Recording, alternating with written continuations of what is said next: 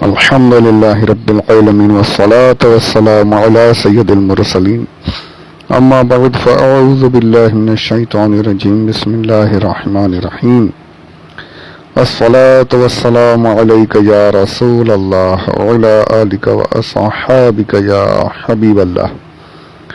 9 ربیع الاول 1442 ہجری 27 اکتوبر 2020 یوم الثلاثاء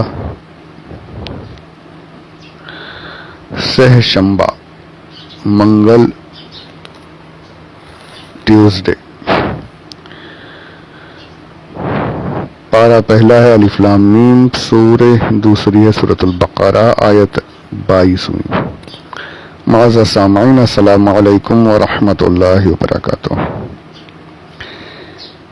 پچھلی آڈیو میں نے پھلوں کے تعلق سے عرض کیا، پھر یہ بتایا، یہ عرض کی میں نے کہ کتابوں میں یہ فرمایا گیا ہے کہ اللہ عز و جل نے یہاں پر اپنی نشانیاں ظاہر فرمائی،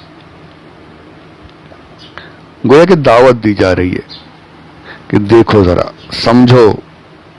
کیا فرمایا تھا؟ یا ایھا الناس اعبدوا ربکم، رب کی عبادت کرو، اپنے رب کی عبادت کرو.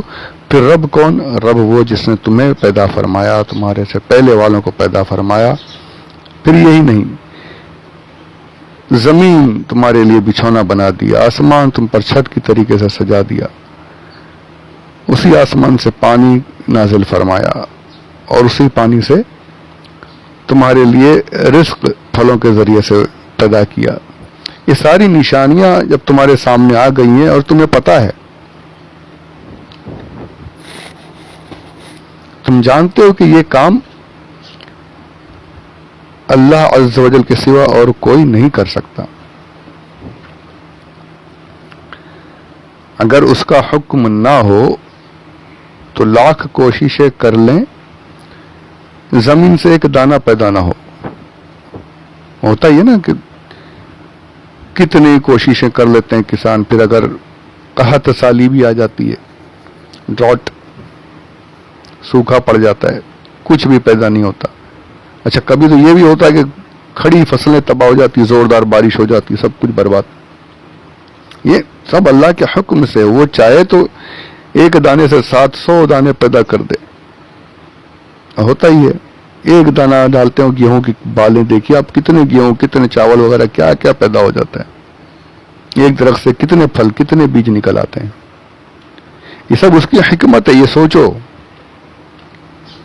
اس کا حکم اگر نہ ہو تو کچھ بھی پیدا نہ ہو، اور اس کا حکم ہے، اس کی مشیت ہے تو پھر دیکھو لہلاتے ہوئے کھیت، سرسبز و شاداب درخت وغیرہ، ساری چیزیں تمہارے سامنے. یہ نشانیاں دیکھو اور دیکھنے کے بعد کیا کرو؟ فلا تجعلوا للہ اندادا. سوچنے کے بعد اب تو مان جاؤ، اب تو اللہ عز و جل کے لیے شریک مت بناؤ. تجعلوا، جعل کہتے ہیں بنانے کو.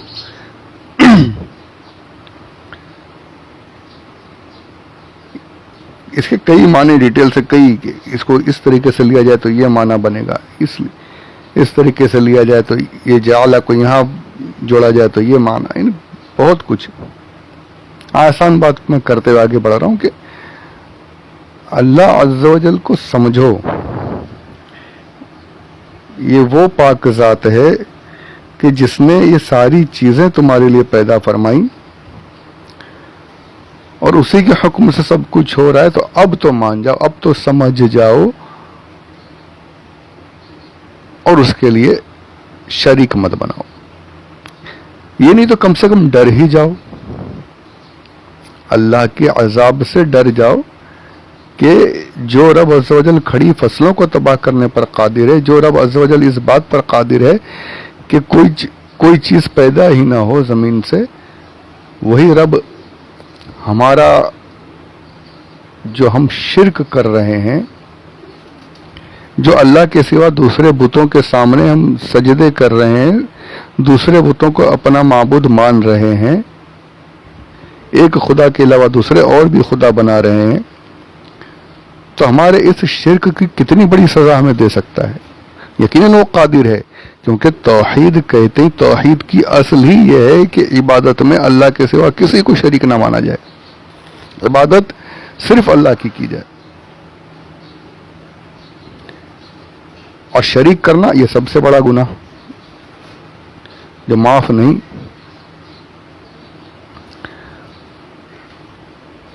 تو کم سے کم ڈر کر ہی یہ سارے جو بت ہیں، یہ ساری جو تمہاری مشرکانہ باتیں، انہیں چھوڑ کر کے اللہ کے علاوہ اور تمام کو چھوڑ دو، کسی اور کو اللہ کا شریک اللہ کے برابر مت بناؤ۔ انداد کہتے ہیں ند کی جمع ہی ہے، کسی کے سامنے اس کا اپوزٹ رکھنا، اپوزٹ ماننا، کسی چیز کا اپوزٹ جو اس کے برابر ہو، جو اس کے خلاف کام کرے، یہ پلس ہے تو مائنس ہو، اسے کہتے ہیں نزد۔ اور یہاں تو انداد فرمایا جمع۔ اچھا کیا کسی کی کیا حیثیت، کسی بت کی کسی اور کی کیا حیثیت کہ وہ اللہ عز و جل کے برابر ہو سکے؟ تو تمہاری بیوقوفی ہے کہ تم بنا رہے ہو، تم نے بنائے ہیں، کسی کی کوئی حیثیت ہی نہیں کہ اللہ کے برابر ہو سکے، معاذ اللہ رب العالمین، تم بنا رہے ہو، اللہ کے سامنے کھڑا کر رہے ہو، یہ بت فلاں کام کرے گا، وہ بت فلاں کام کرے گا، یہ فلاں چیز کا خالق ہے، یہ فلاں چیز کا خالق ہے، یہ اس کی مرضی سے بارش ہوگی، اس کی مرضی سے آگ چلے گی، یہ ساری بیجا اور غلط باتیں تمہاری عقل کی دین ہے، تمہاری نا سمجھی کی دین ہے، تم نے بنائے ہوئے یہ سب مت کرو۔ اور فرمایا، الفاظ دیکھیے، انداد فرمایا جمع، ایک نہیں، تم نے ایک شریک نہیں بنائے، کئی بنا دیے ہیں، اللہ کے سامنے تم نے کئی شریکوں کو کھڑا کر دیا ہے،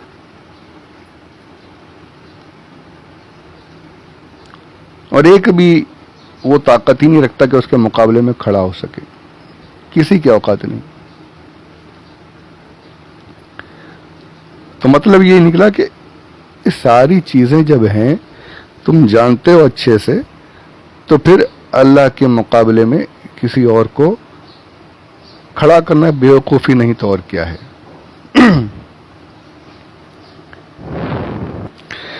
یہاں پر ایک بات یہ بھی آتی ہے کہ کوئی کہہ سکتا ہے کہ جو مشرکین تھے یہ بتوں کو اللہ کے برابر نہیں سمجھتے تھے، وہ یہ قرآن کی آیت ہے کہ وہ کہتے کہ موجود ہے کہ وہ کہتے تھے کہ ہم ان بتوں کی عبادت اس لیے کرتے ہیں کہ یہ بت ہمیں اللہ کے قریب کر دیں،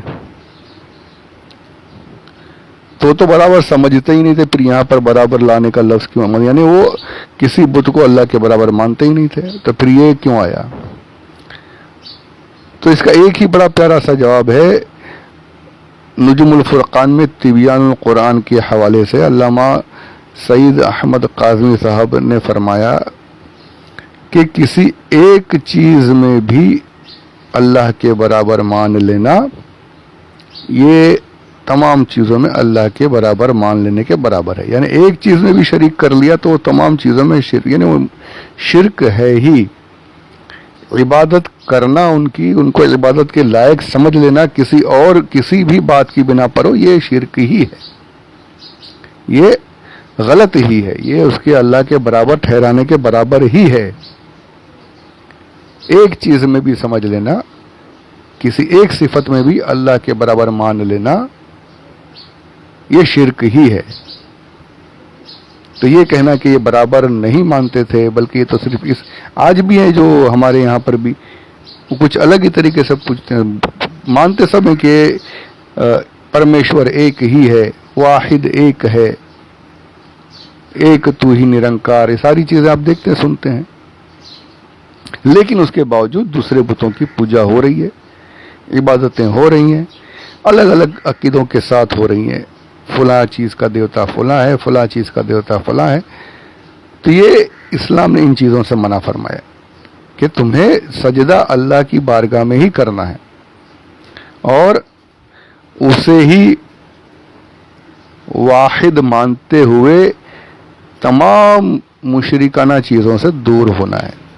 یہ نہیں کہ فلاں چیز کے لیے فلاں ہے، कोई देवता फला काम कर रहा है, कोई देवी फला काम कर रही है, ये सब नहीं है। तो एक ही अल्लाह अज़्ज़ा वजल, सब कुछ करने वाला एक अल्लाह अज़्ज़ा वजल है। तो यहां पर बड़े प्यारे अंदाज में अल्लाह ने एक दावत दी है तमाम लोगों को कि सब सारी निशानियां मैंने बता दी, सारी चीजें तुम्हारे सामने है, मैं रब हूं, तो अब तो अपने जहन से काम लो। आगे इरशाद वही है कि अंतुम तालमून, उस पर इंशाल्लाह अगली ऑडियो में आएंगे।